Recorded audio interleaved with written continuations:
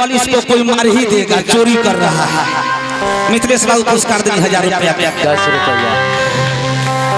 आज न सुनिए आज न कॉल जब चोरी कर रहा है तो इसको कोई मार ही देगा।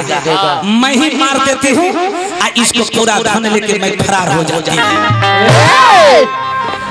उपेक्षा जिससे प्यार करती थी वो गला दाब के जीवन लीला समाप्त कर दिया। धुंधकारी को जाके माटी तर माटी खोद के कार दिले चाचा जी।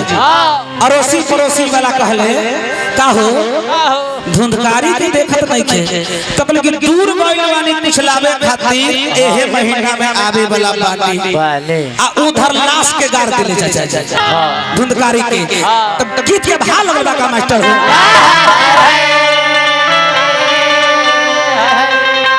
बड़ी सुंदर भाव का कि बलमाया नारी कोयले हजाम से यारी। जब भंडा फूट गया कि ओ ये बेश्या सारा संपत्ति लेके चली गई धुंधकारी को मार डाला।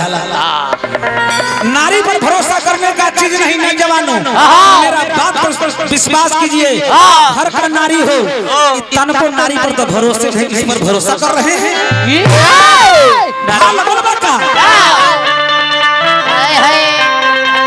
कि अब तो झुक गेल झंडा, अब तो झुक गेल झंडा वहाँ ना मिजाज होई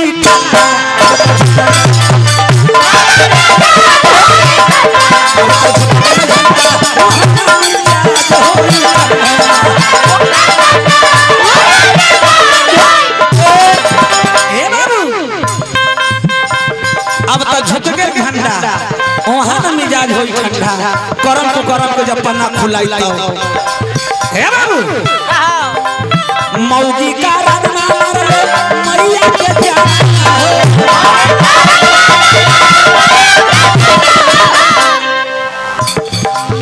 बेश्या का रंगना मारले मैया के जान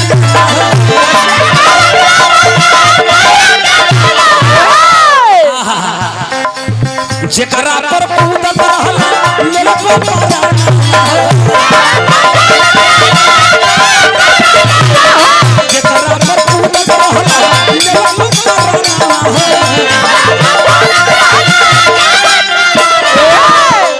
समय आ जाने के बाद मित्र को तो हटाइए, पत्नी को भी तो हटाइए, आपको शरीर का परछाई भी आपको त्याग देगा।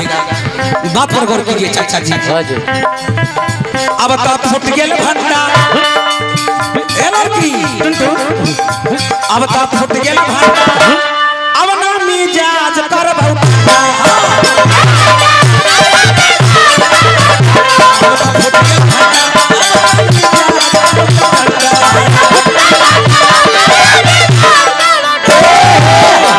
धुंधकारी मर गईले बेश्या धन लेके चल गए हमर कथा है जेवा। अब एगो निर्गुण भजन लेली चाचा जी खातिर भाव लगबा का मास्टर हो।